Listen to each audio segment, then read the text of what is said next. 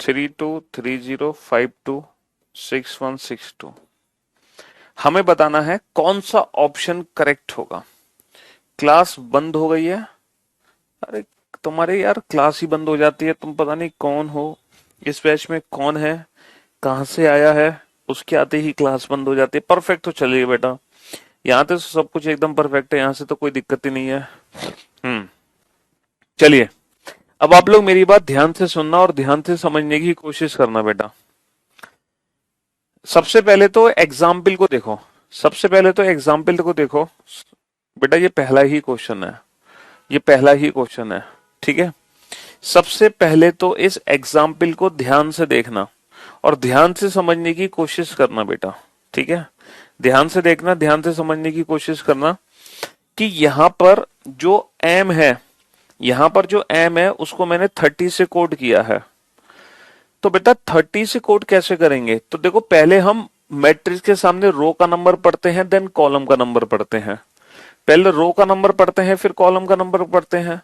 तो हमने पढ़ा बेटा एम के सामने रो 3 है, कॉलम 0 है, तो एम का कोड हो गया 30, 30 से कोड कर दिया हमने, है ना। फिर टी की कोडिंग 41 से है, तो पहले रो देन कॉलम, तो 41, तो 41 से मैंने टी को कोड कर दिया। तो ये कोडिंग हमें समझ आ गई। तो ये कोडिंग समझना बहुत आसान है, बहुत इजी है कोडिंग समझना, ठीक है। अब हमें मैथ्स की कोडिंग करनी है बेटा। अब आप क्या करो, हर इंडिविजुअल ऑप्शन को ना बेटा आगे से चेक मत करो, पीछे से चेक करो। अगर ऑप्शन ए सही है तो एम का कोड है 30, ए का कोड है 32, टी का कोड है 41, एच का कोड है 50 और एस का कोड है 52। अगर ऑप्शन ए सही है तो बेटा हम ऑप्शन को ना आगे की जगह पीछे से चेक करना शुरू करते हैं। क्यों सर? ऐसा कोई हार्ड एंड फास्ट रूल नहीं है, लेकिन अक्सर देखा गया है कि अगर हम ऑप्शन को पीछे से चेक करते हैं तो जल्दी एलिमिनेट होता है बजाय आगे के। तो अगर ऑप्शन ए सही है तो जो 52 है ना बेटा वो एस को रिप्रेजेंट करेगा। अगर ऑप्शन ए सही है तो जरा चेक करो, क्या 52 एस को रिप्रेजेंट करेगा? सर 5 यहां पर है, 2 यहां पर है, 52, सर 52 रिप्रेजेंट करेगा टी को, 52 एस को नहीं करेगा, टी को करेगा, इसीलिए ऑप्शन ए गलत। अगर ऑप्शन बी सही है तो 61 भी एस को रिप्रेजेंट करेगा। और अगर हम 61 ध्यान से देखें, 6 यहां 1 यहां, तो 61 रिप्रेजेंट करेगा बेटा एच को, 61 रिप्रेजेंट करेगा एच को, तो ये ऑप्शन भी गलत हो गया। अब हम 62 को ध्यान से देखते हैं, 62 को ध्यान से देखते हैं, क्या 62 रिप्रेजेंट करेगा? 62 को ध्यान से देखो, 6 यहां 2 यहां, सर 62 डेफिनेटली एस को रिप्रेजेंट करेगा। तो मे बी ये ऑप्शन सही हो सकता है, मे बी। तो आप अगला 62 भी बेटा एस को रिप्रेजेंट करेगा। बहुत बढ़िया, तो हमारे पास दो ऑप्शन बच गए, हमारे पास दो ऑप्शन बच गए बेटा, बहुत बढ़िया। अच्छा, ये दोनों में 61 है तो चेक करने की जरूरत नहीं है, 100% सही होगा। दोनों 52 है, चेक करने की जरूरत नहीं है। यहां चेक करो 32 और 30, क्या 32 ए को रिप्रेजेंट करेगा या 30 ए को रिप्रेजेंट करेगा? 32 और 30 देखो, सर 32 डेफिनेटली ए को रिप्रेजेंट करेगा, लेकिन 30 जो रिप्रेजेंट करेगा वो एम के लिए है, 30 एम के लिए है, तो ये ऑप्शन गलत हो गया। तो कौन सा ऑप्शन करेक्ट होगा? Option C is the right answer, option C is the right answer. समझे बाबू? तो हम अपने क्वेश्चन को चाहे आगे से चेक करें चाहे पीछे से, है लेकिन बहुत इजी टॉपिक, बहुत सिंपल टॉपिक है। कुछ नहीं करना है, हर इंडिविजुअल ऑप्शन को चेक करना है कि कौन सा ऑप्शन परफेक्ट है, कौन सा ऑप्शन परफेक्ट है, ठीक है। हर इंडिविजुअल ऑप्शन को चेक करना है। चलिए, ये क्या हो गया भाई, रीस्टार्ट करना पड़ेगा लगता है हमें, तो सिस्टम में ही गड़बड़ हो गया। रीस्टार्ट करते हैं।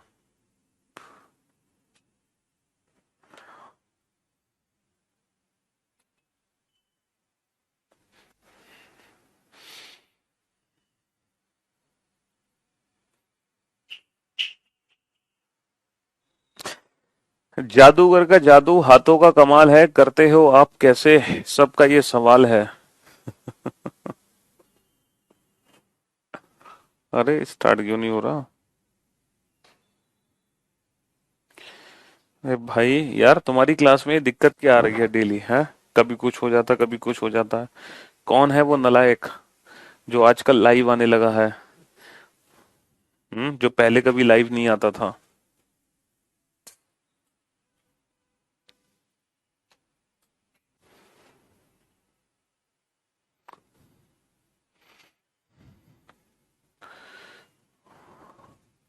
बेटा, पहले रो का नंबर पढ़ते हैं, देन कॉलम का नंबर पढ़ते हैं। पहले रो, देन कॉलम। ठीक है।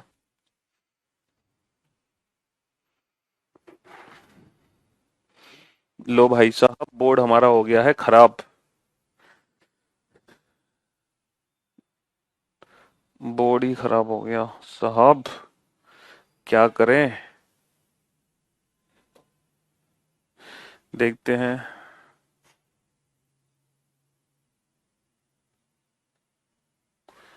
आपने तो आज बोर्ड ही खराब करवा दिया। डिस्प्ले गया। हम्म।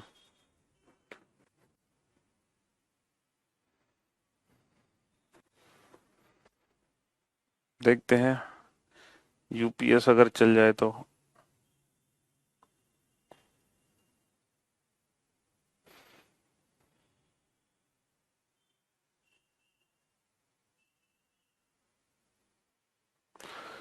चलो, यूपीएस तो चल गया फिलहाल के लिए।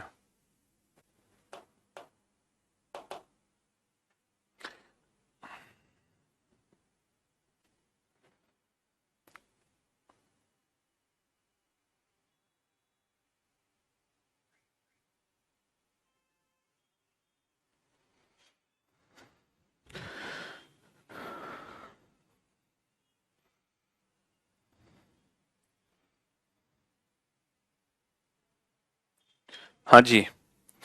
चलिए, तो सेकंड क्वेश्चन नोट डाउन करो बेटा। सेकंड क्वेश्चन लिखिए। फिर से एक मैट्रिक्स बनाइए।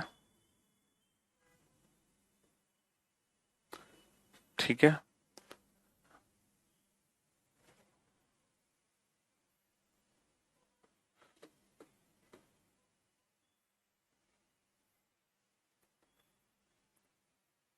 बनाओ फटाफट से।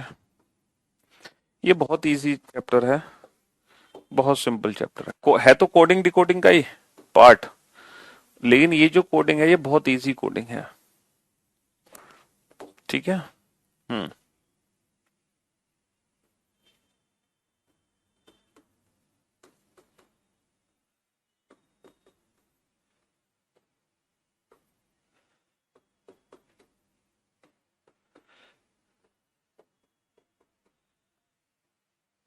चलिए साहब, इस बार हमें ये मैट्रिक्स दे रखी है बेटा, और हमसे पूछा है what is the code for game. Game की कोडिंग क्या होगी? लेकिन हमें एग्जाम्पल दिए गए हैं कि मैंने ई को कोड किया है बेटा 21 से, है ना। मैंने जी को कोड किया है, जी को कोड किया है मैंने 20 से। जी की कोडिंग 20 से। ये एग्जाम्पल दिए गए हैं बेटा। ये एग्जाम्पल दिए गए हैं। इसके बाद एक क्वेश्चन पूछा है what is the code for game, और चार ऑप्शन मेरे पास है। What is the code for game, और चार ऑप्शन मेरे पास है। ठीक है। पहला ऑप्शन है पहला ऑप्शन है 0001, है ना, 0302। दूसरा ऑप्शन है बेटा 12, 13, 10 और 20।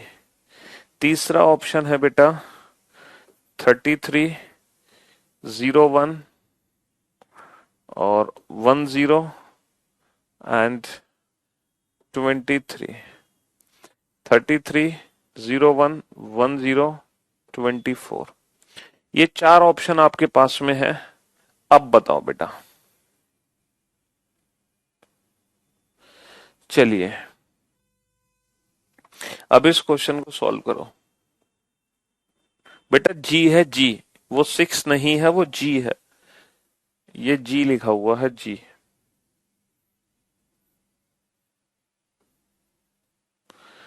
ठीक है। हाँ जी। अब देखो यहां पर देखो बेटा, ई को कोड मैंने 21 से किया है। ई की कोडिंग 21 से है, तो पहले रो का नंबर पढ़ो देन कॉलम का नंबर पढ़ो। तो बेटा 21, तो 21 से जब मैं कोड करूंगा तो वो ई की कोडिंग है 21। तो पहले रो का नंबर देन कॉलम का नंबर। तो बेटा ई की कोडिंग 21 से आ गई। ई की कोडिंग 21, आप देख लो बेटा ई को 21 से कैसे कोड किया गया है। ई की कोडिंग जो 21 से हुई है, अच्छा जी की कोडिंग हुई है 20 से, तो पहले 2 फिर 0, तो 20 से मैंने जी को कोड कर दिया। तो पहले रो देन कॉलम। अब आप हर इंडिविजुअल ऑप्शन को चेक करो बेटा। सबसे पहले ऑप्शन ए को चेक करो, लेकिन आगे से नहीं पीछे से चेक करना। अगर ऑप्शन ए सही है तो ये जो 02 है ना बेटा, ये ई को रिप्रेजेंट करेगा। किसको रिप्रेजेंट करेगा? ई को। चेक करो क्या 02 ई को रिप्रेजेंट कर सकता है? सर 0 यहाँ 2 यहाँ, 02 जो रिप्रेजेंटेशन है ना वो एम की रिप्रेजेंटेशन है, ना कि ई की। क्या 20 ई को रिप्रेजेंट कर सकता है? सर 2 यहाँ 0 यहाँ। सर 20 जो रिप्रेजेंटेशन है वो जी की रिप्रेजेंटेशन है, ना कि ई की। क्या 23 ई को रिप्रेजेंट करेगा? सर 23। सर 23 डेफिनेटली ई को रिप्रेजेंट करेगा। 23 डेफिनेटली ई को रिप्रेजेंट करेगा। क्या 24? सर 2 यहाँ 4। सर 4 तो है ही नहीं, 24 तो एग्जिस्ट ही नहीं करता। तो यानी कि option C is the right answer.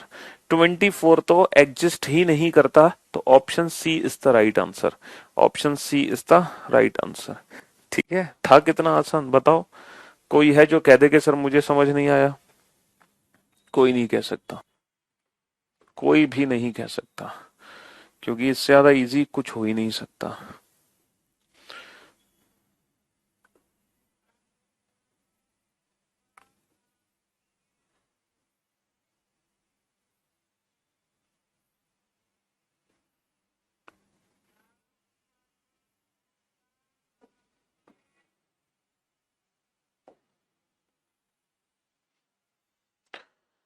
Zero one two three four, 0 1 2 3 4।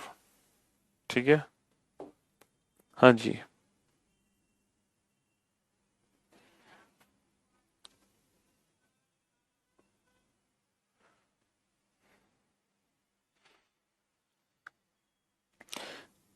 MNOOMMOERTHMONMOS।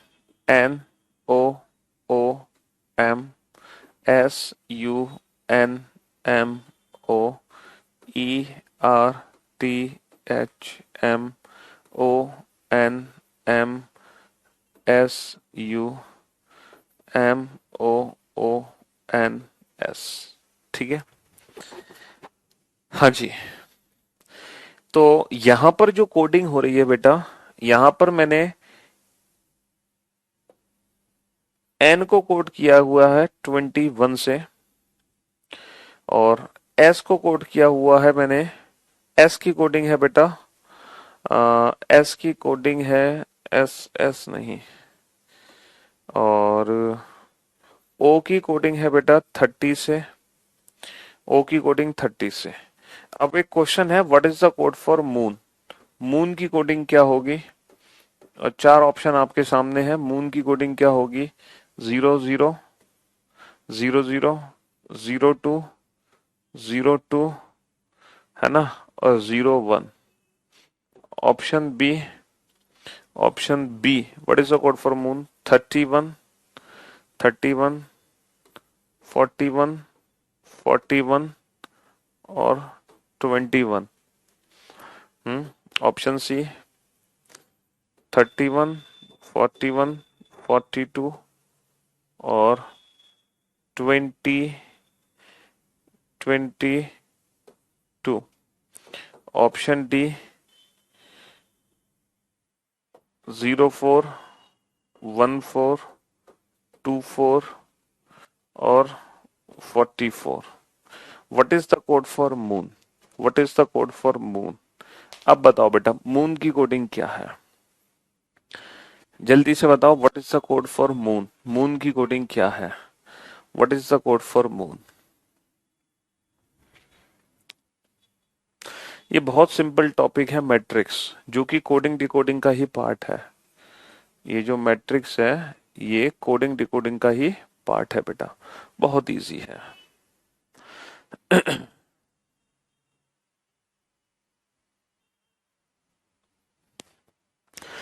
जितने भी स्टूडेंट आंसर दे रहे हैं ना, ऑप्शन ए, जितने भी स्टूडेंट ऑप्शन ए आंसर दे रहे हैं, जितने भी बच्चे ऑप्शन ए आंसर दे रहे हैं, सारे के सारे मुर्गा बन जाओ, सारे के सारे मुर्गा बन जाओ और जोर से चिल्लाओ बेटा, कुकुड़ को, कुकुड़ को, कु हाँ जी, सारे के सारे मुर्गा बन जाओ और जोर से चिल्लाओ, कुकुड़ कु, फटाफट से। जो जितने भी स्टूडेंट ऑप्शन ए आंसर दे रहे हैं, मेरे भाई मेरे दोस्त, यही गलती है, यही नादानी है जो हम गलती से कर बैठते हैं। हमें ना थोड़ा सा सोचना चाहिए। जैसे एन को कोट किया है 21 से, ये जो एग्जाम्पल्स होते हैं ना, इनको पढ़ना चाहिए, इनको लिख देखना चाहिए। तो हम सबसे पहले सर रो का नंबर पढ़ते हैं, देन कॉलम का नंबर पढ़ते हैं। तो जब हम रो कॉलम पढ़ रहे हैं तो 2 यहां 1 यहां, तो जब सर हम 21 पढ़ेंगे ना, 21, तो 21 रिप्रेजेंट होगा बेटा आर के थ्रू, 21 आर के थ्रू रिप्रेजेंट होगा। 30 सर 3 यहां 0, 30 रिप्रेजेंट होगा बेटा ओ से। लेकिन यहां पे 21 तो एन से रिप्रेजेंट किया, जबकि 21 होना चाहिए बेटा आर से रिप्रेजेंट। तो ये क्या कर दिया सर, इसका मतलब ये जो मैट्रिक्स है ना, ये इनवर्स मैट्रिक्स है। हर बार हम क्या करते हैं, पहले रो देन कॉलम, लेकिन यहाँ पे उल्टा है, यहाँ पे पहले कॉलम है देन रो है। तो हमें इसको समझना पड़ेगा। देखो 21, तो 2 यहां 1 यहां, तो सर 21, तो ये इनवर्स मैट्रिक्स है। 30, 3 यहां 0 यहां, 30 रिप्रेजेंट एज ओ। तो ये नॉर्मल मैट्रिक्स का क्वेश्चन नहीं है, ये इनवर्स मैट्रिक्स का क्वेश्चन है। इनवर्स यानी कि अब जो कोडिंग हो रही है बेटा, वो रिवर्स हो रही है। वैसे हमेशा मैट्रिक्स में कोडिंग कैसे होती है, पहले रो देन कॉलम, लेकिन इस क्वेश्चन में जो कोडिंग है वो कैसे है, पहले कॉलम देन रो। तो इसको हमें समझना पड़ेगा। ठीक है,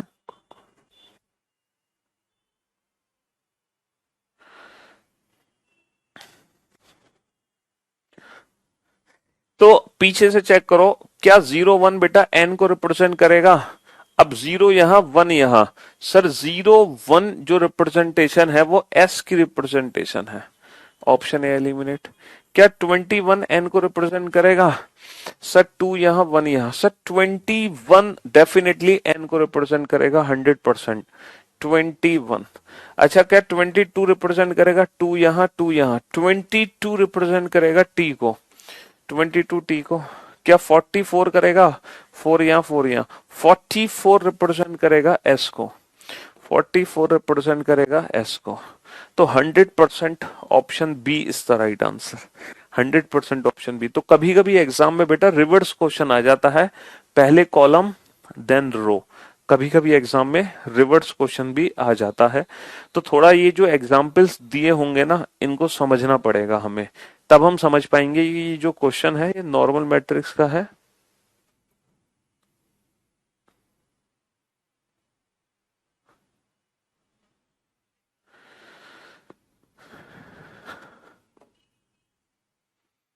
चलिए क्वेश्चन नंबर 4 लिखो, चौथा क्वेश्चन। और इस बार बेटा,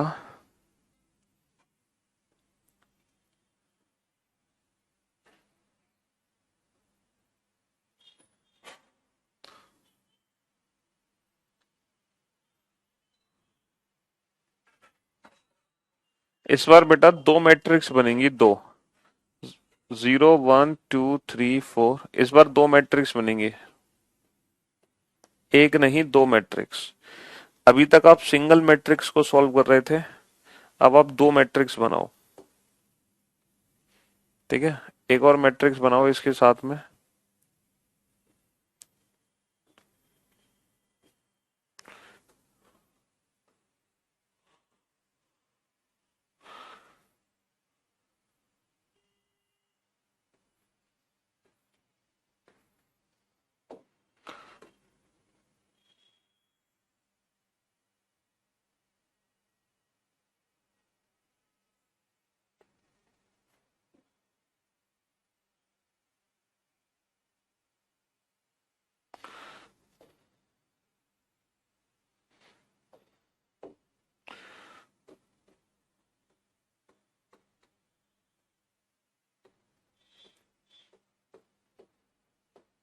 चलिए इस बार एक नहीं दो मैट्रिक्स बनाओ।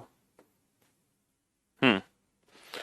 और ये एक ही क्वेश्चन में डबल मैट्रिक्स है बेटा।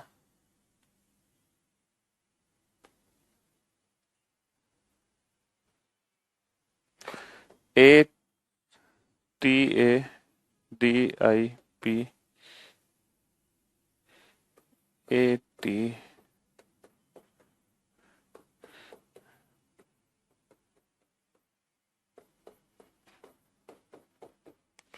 ये लिखो मैट्रिक्स के अंदर लिखो।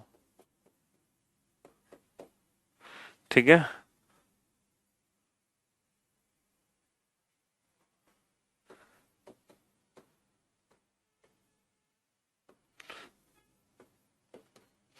ये मैट्रिक्स के अंदर बेटा लेटर्स लिखे गए हैं।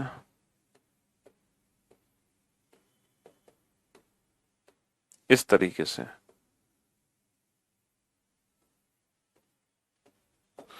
मैट्रिक्स के अंदर इस तरीके से लेटर्स लिखे गए हैं। ठीक है। अब हमसे पूछा है what is the code for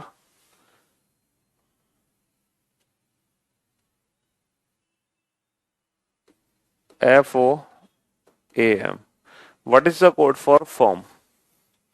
form की कोडिंग क्या होगी। और चार ऑप्शन आपके सामने हैं 55, 56, 01, 57। Option B 57, 01, 56, 55। ऑप्शन सी 86, 87, 22 और 68। ऑप्शन डी 96, 95, 99 और 98। चलिए अब आप कह रहे होगे, अब आप पता है क्या सोच रहे होगे। अब आप ये सोच रहे होगे कि सर इस क्वेश्चन में तो कोई एग्जाम्पल दिया ही नहीं है समझाने के लिए कि ये नॉर्मल मैट्रिक्स है या इनवर्स मैट्रिक्स है। इस बार तो आपको कोई एग्जाम्पल ही नहीं दिया। देखो इस बार दो मैट्रिक्स दी गई हैं, पहली मैट्रिक्स और दूसरी मैट्रिक्स, और ये जो क्वेश्चन है ये दोनों मैट्रिक्स से मिलकर बना है।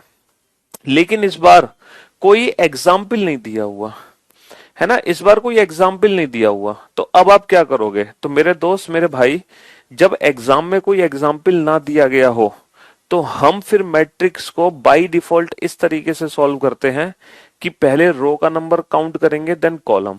फिर हम मैट्रिक्स को बाय डिफॉल्ट ये अंडरस्टूड होगा कि जो हमारी मैट्रिक्स है वो नॉर्मल मैट्रिक्स है। नॉर्मल यानी कि पहले रो देन कॉलम, पहले रो देन कॉलम। फिर हम मैट्रिक्स को इस तरीके से कंसीडर करेंगे। ठीक है। फिर हम मैट्रिक्स को इस तरीके से कंसीडर करेंगे। तो अब हम इस मैट्रिक्स को बेटा नॉर्मल मैट्रिक्स कंसीडर करके सॉल्व करेंगे। नॉर्मल मैट्रिक्स कंसीडर करके हम इस क्वेश्चन को सॉल्व करेंगे। तो अब आप इस क्वेश्चन को नॉर्मल मैट्रिक्स मान के करो क्योंकि इसमें एग्जाम्पल नहीं समझाया गया है। ठीक है दोस्त। हाँ जी।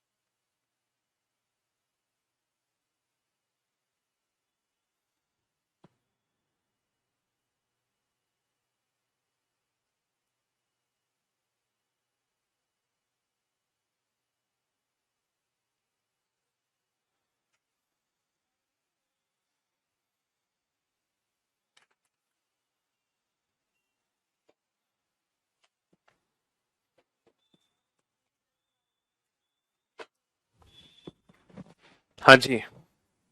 चलिए साहब, अब जरा बोर्ड पर ध्यान से देखना और ध्यान से समझना बेटा। पीछे से चेक करो। अगर ऑप्शन ए सही है तो 57 बेटा एम को रिप्रेजेंट करेगा। सर 57 डेफिनेटली एम को रिप्रेजेंट करेगा। 55 एम को करेगा। सर 55 रिप्रेजेंट करेगा एफ को। एलिमिनेट।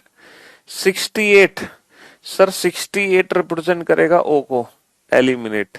98, सर 98 रिप्रेजेंट करेगा आर को, एलिमिनेट। तो बस बाकी के चेक करने की जरूरत ही नहीं है।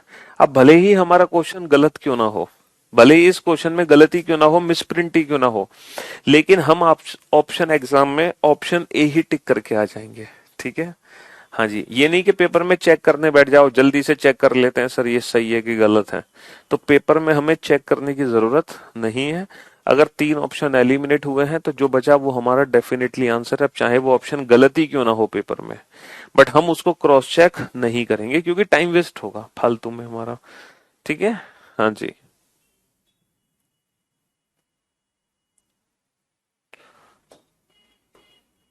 Next.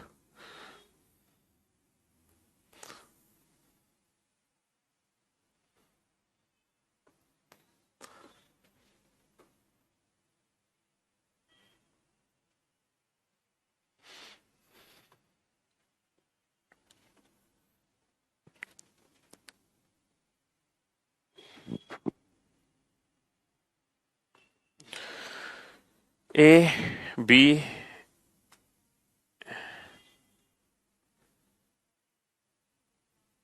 C C D E A B C D E. ठीक है साहब। हम्म। अब यहाँ पे लिखिए नंबर्स 0 1 2 3 4 5 6 7 8 9। 0 1 2 3 4 5 6 7 8 9। 0 1 2 3 4। ठीक है। अब ये क्वेश्चन में आप उल्टा देख रहे हो। अभी तक आप क्या देख रहे थे कि साइड में तो नंबर्स लिखे होते थे, बीच में लेटर लिखे होते थे, बीच में लेटर। लेकिन यहां पर आप उल्टा देख रहे हो, यहां पे साइड में लेटर लिखे हैं और बीच में नंबर्स लिखे हैं। अब हमसे कोडिंग पता है क्या पूछी है? हमसे पूछा है हमसे पूछा है what is the code for. दो तरीके से क्वेश्चन बन सकते हैं, दो तरीके से। पहला क्वेश्चन है what is the code for bad. Bad की कोडिंग क्या होगी? और यहाँ पे 4 ऑप्शन हमें दे रखे हैं। What is the code for bad, bad की कोडिंग क्या होगी, है ना? What is the code for, एक सेकेंड एक सेकेंड, गलत गलत गलत गलत गलत। What is the code for bad नहीं, what is the code for, what is the code for 4539। What is the code for 4539? What is the code for 4539? 4539, 4539, ये question पूछा है। What is the code for 4539? तो A E B A C D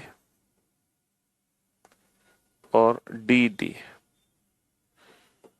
E A B D C और D D.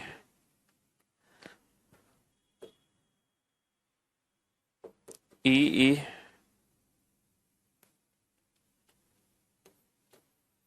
B A C D D E, E E B A C D E D. चलिए, ये question है बेटा। बेटा इस question में सबसे डिफिकल्ट क्वेश्चन बनता ही नहीं है, मैं क्या करूं?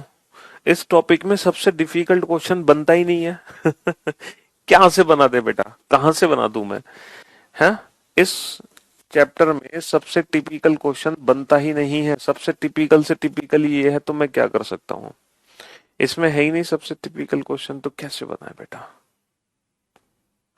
हाँ, एक क्वेश्चन कह रहा है बच्चा 14 9 16 क्वेश्चन मार्क 12 13, क्या ऑप्शन बताया बेटा आपने? 12 13, 12 13, 12 13 15 17, 12 13 15 17।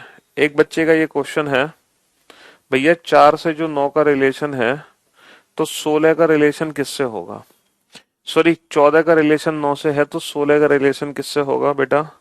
अब देखो यहाँ पे क्यूब का कोई लॉजिक है? क्यूब का तो कोई पैटर्न बनता हुआ दिख नहीं रहा हमें। बताओ क्यूब का कोई पैटर्न? स्क्वायर का पैटर्न है? स्क्वायर का पैटर्न भी नहीं है।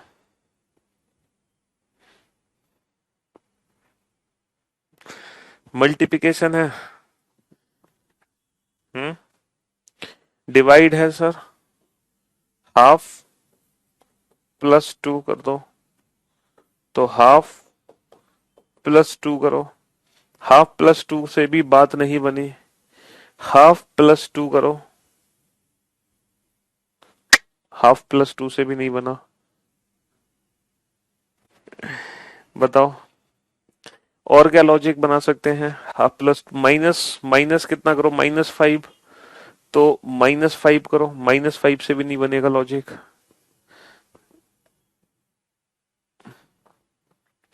ऐड करके गुणा कर दो। क्या ऐड करके गुणा करते हैं? 4 और 1 5, 5 का डबल -1, 6 और 1 7,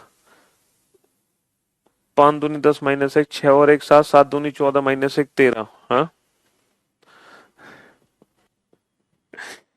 बताओ बताओ, लॉजिक बताओ बेटा, लॉजिक। हम्म बताओ लॉजिक क्या आएगा इसमें?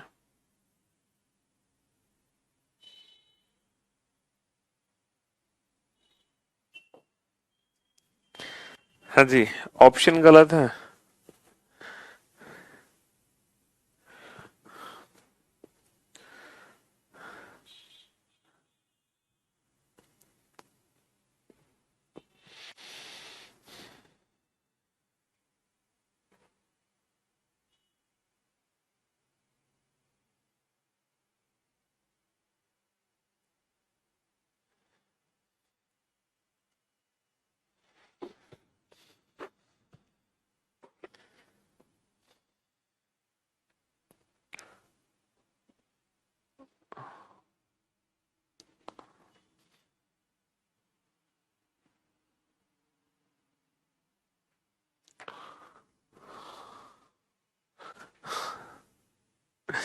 फेसबुक का क्वेश्चन है ये।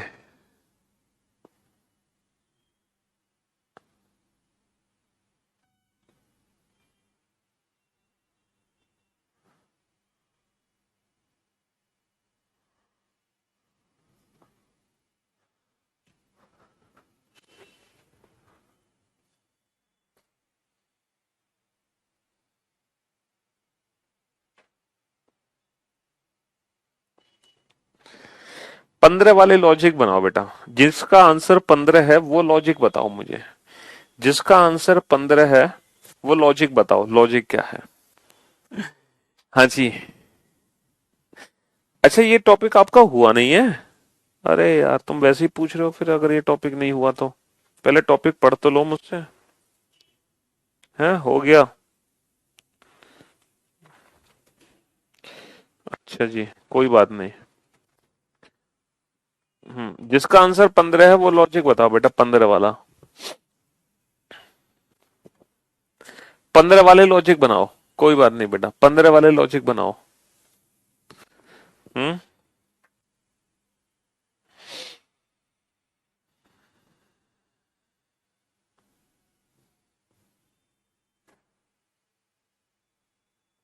एक बच्चा कह रहा है 7 दूनी 14, 3 तिया 9, और फिर 8 दूनी 16 और 5 तिया 15। ये क्या लॉजिक बना बेटा?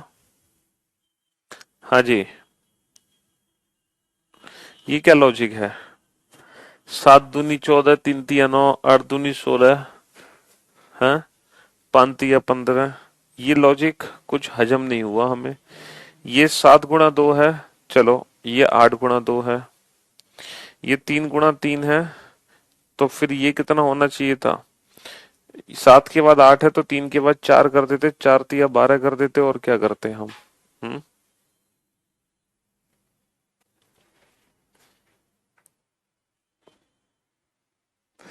दो तीन दो तीन, ये क्या है? 7 3 8 5 क्या है बेटा?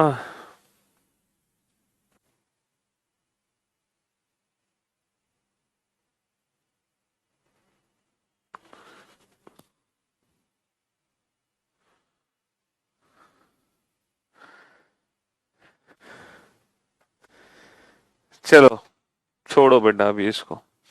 अब तुम इसको देखो ध्यान से, 4539 की कोडिंग हमें बतानी है। 4539 की कोडिंग क्या होगी?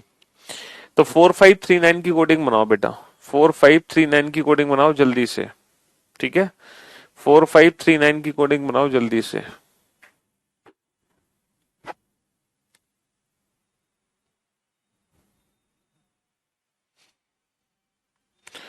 हाँ जी, तो पीछे से चेक करो बेटा। सबसे पहले 9 को चेक करो, 9 9 को। अगर हम 9 को चेक करते हैं तो डी डी हमारा ऑप्शन मैच होगा कि नहीं होगा? D D sir, D D कोई एग्जाम्पल तो दे नहीं रखा। जब कोई एग्जाम्पल ना दिया हो बेटा, जब कोई एग्जाम्पल ना दिया हो तो पहले रो देन कॉलम।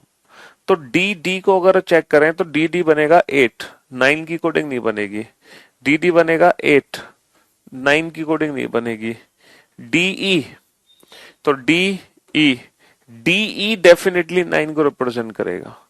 ई D, E D sir, E D भी, sorry sorry sorry sorry, E D, E D represent करेगा, ई डी रिप्रेजेंट करेगा 3 को, ई डी रिप्रेजेंट करेगा 3 को। तो option C is the right answer.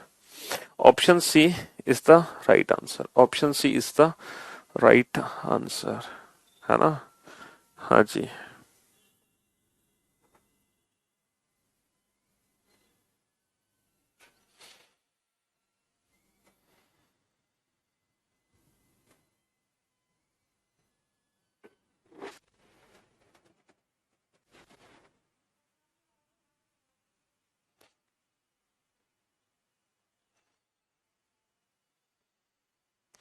चलो देखते हैं। हाँ जी, क्वेश्चन में कुछ एरर है, क्योंकि अगर इस क्वेश्चन को हम क्यूब का पैटर्न लगाते हैं बेटा, है ना, half plus two half plus two, 10 option आना चाहिए हाफ से, तो क्यूब का लॉजिक यहाँ पे लग नहीं सकता। अच्छा, स्क्वायर का भी लॉजिक यहाँ पे है नहीं, है ना, स्क्वायर का लॉजिक यहाँ पर नहीं है, ना क्यूब का लॉजिक है। और तो डिफरेंस अगर हम निकालते हैं तो डिफरेंस के हिसाब से -5 का डिफरेंस है, तो -5 का डिफरेंस आना चाहिए ना, डिफरेंस के हिसाब से भी नहीं होगा। इलॉजिकल पैटर्न के आधार पे, इलॉजिकल पैटर्न के आधार पे भी ये क्वेश्चन नहीं है ना। 4 -1 3, 3 का स्क्वायर 9, 6 -1 5, 5 का स्क्वायर 25, 25 ऑप्शन भी नहीं है। हो सकता है बेटा ये 25 होता, हो सकता है ये 15 की जगह 25 हो। ठीक है, हो सकता है ये 15 की जगह क्या हो, 25 हो। हम्म, चलिए साहब देखेंगे इस क्वेश्चन को कि इस क्वेश्चन में एग्जैक्टली है क्या, क्या गड़बड़ी है। 14 9 16। चलिए, तो बेटा मैट्रिक्स जो है वो बस इतना छोटा सा ही टॉपिक था। अब आप लोगों को अगर मान लो कोई डाउट है, कोई कंफ्यूजन है, तो आप पूछ सकते हैं, क्योंकि फ्रॉम मंडे ऑनवर्ड हम शुरू करने वाले हैं स्लोक्स चैप्टर, सिलोजिज्म हम शुरू करने वाले हैं फ्रॉम मंडे। ठीक है, हाँ जी।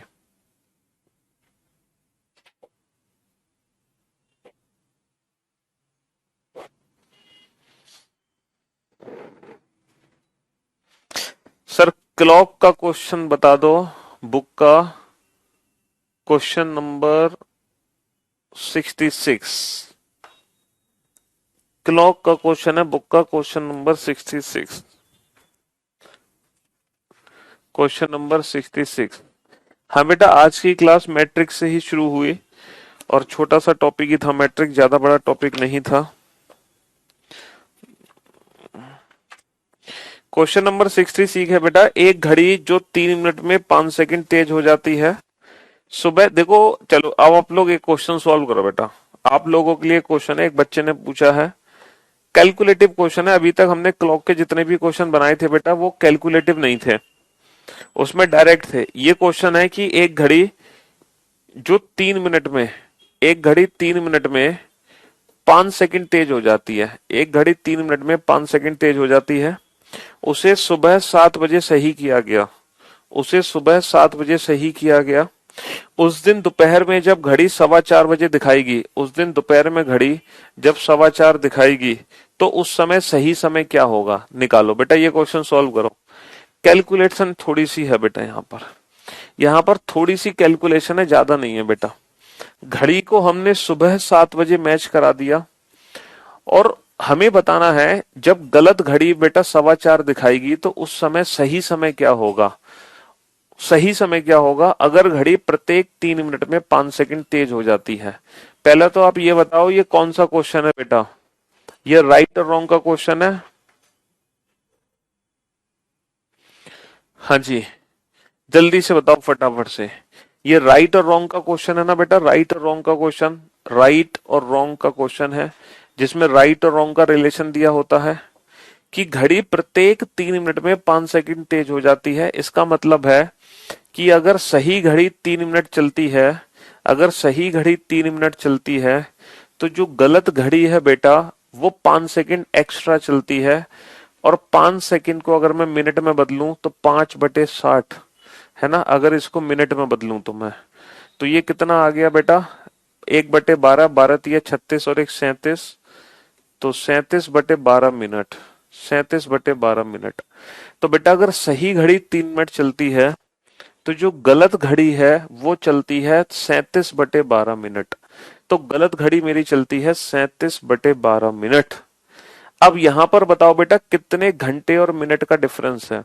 अगर हम सुबह 7 से 5 घंटे जोड़ दें तो दोपहर के 12 पहुंचेंगे, 12 के बाद 4 घंटे और जोड़ दो तो 5 और 4 9 घंटे जुड़ गए, 9 घंटे और ये 15 मिनट है, 9 घंटे 15 मिनट हमारे पास है।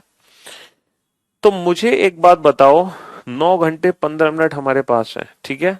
तो ये 9 घंटे 15 मिनट किस घड़ी द्वारा चले गए हैं, सही घड़ी द्वारा या गलत घड़ी द्वारा। सर 9 घंटे 15 मिनट गलत घड़ी द्वारा चले गए हैं, 9 घंटे 15 मिनट। तो जब गलत घड़ी 9 घंटे 15 मिनट चलेगी तो सही कितना चलेगी बेटा, 3, 3 बटा ये आ जाएगा 37/12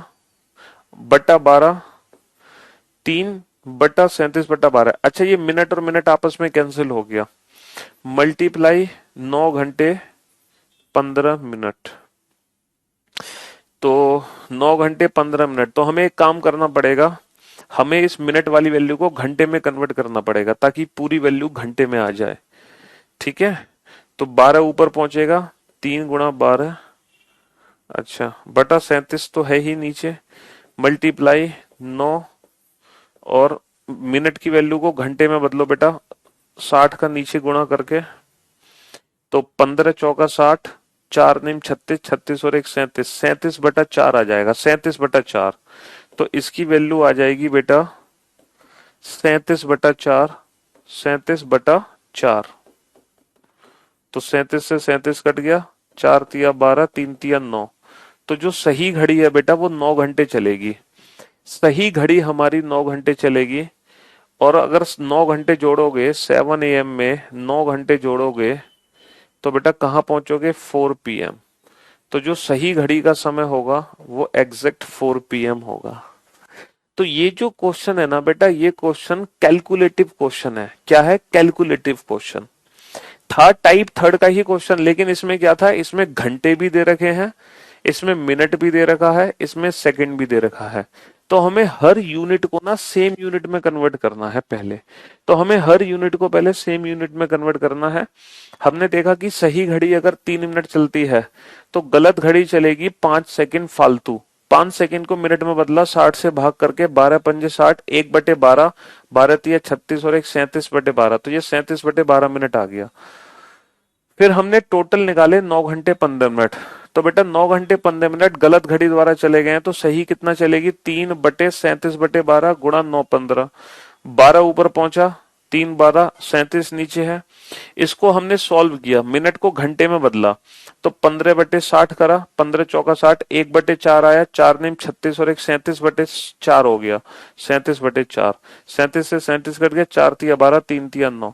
तो क्वेश्चन बेटा अल्टीमेटली सिर्फ और सिर्फ किसका क्वेश्चन था? कैलकुलेटिव क्वेश्चन था, कैलकुलेशन का था, और यहाँ पे कुछ भी करने की जरूरत नहीं करनी। ठीक है,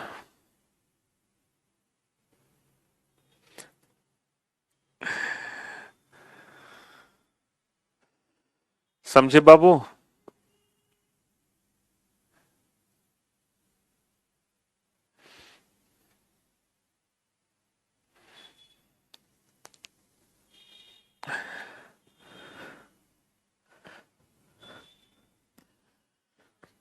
कैलकुलेटिव क्वेश्चन था, कंप्लीटली कैलकुलेशन थी यहाँ पे, कंप्लीट कैलकुलेशन।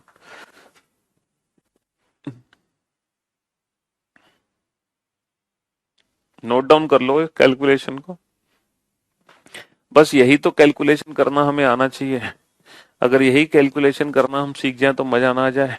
चलो मैं एक, हाँ, एक रैंडम क्वेश्चन बताऊं फुल्ली कैलकुलेटिव का। चलो देखते हैं आप कितना कैलकुलेट कर पाते हैं चीजों को। एक घड़ी, एक घड़ी बेटा हर 5 मिनट में, हर 5 मिनट में, हर 5 मिनट में 10 सेकंड तेज हो जाती है। हर 5 मिनट में 10 सेकंड तेज हो जाती है।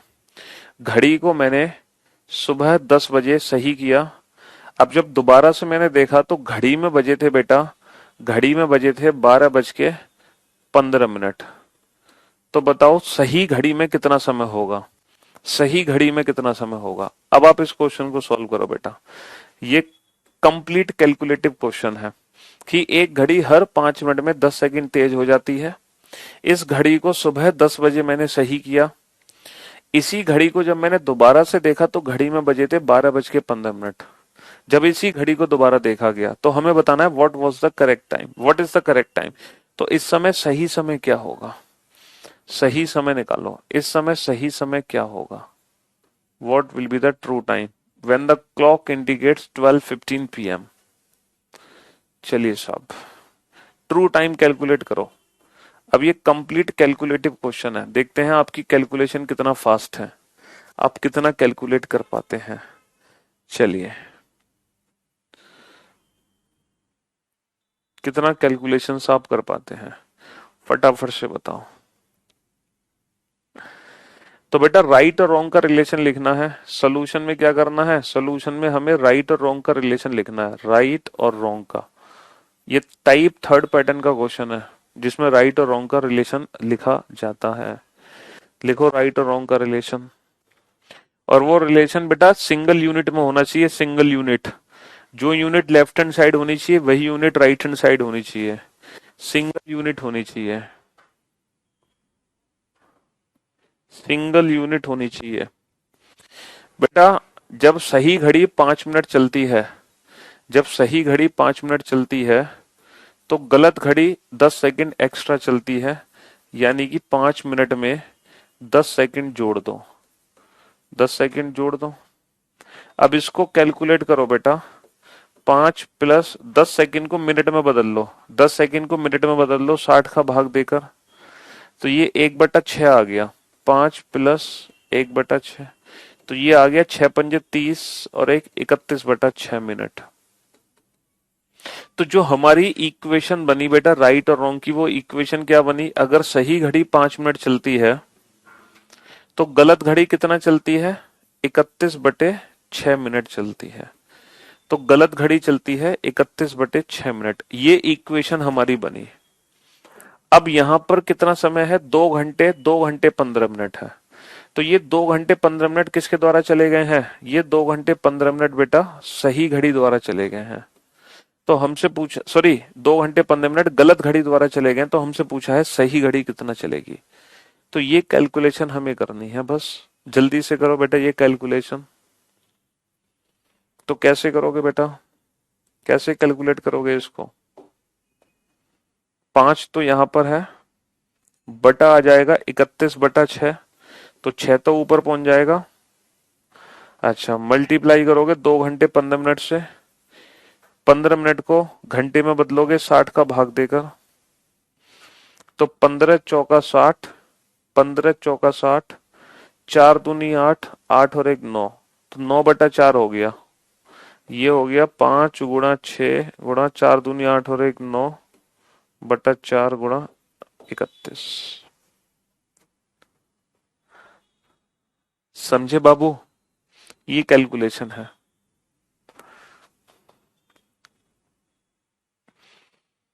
तो मेरे भाई ये 3 बार कर, 2 दूनी 4 2 3 6।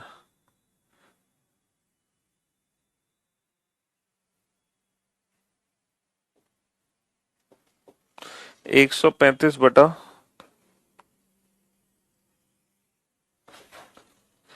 93। नहीं, 1 सेकेंड, ये 2 बार कटेगा ना। 2 3 6 2 दूनी 4 31 दूनी 62 घंटे। ठीक है, अब एग्जैक्ट टाइम हमें बताना है। तो भैया 10 AM में हमें जोड़ने तो पड़ेंगे ना घंटे। ये कितने घंटे हैं?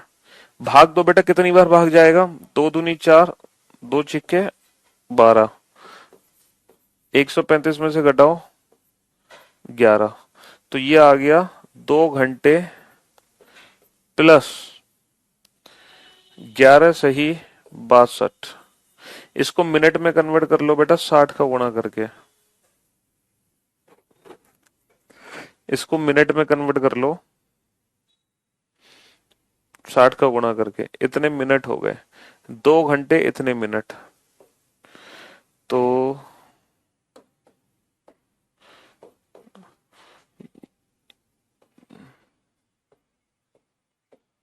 हाँ जी, 2 घंटे प्लस 330/31 मिनट।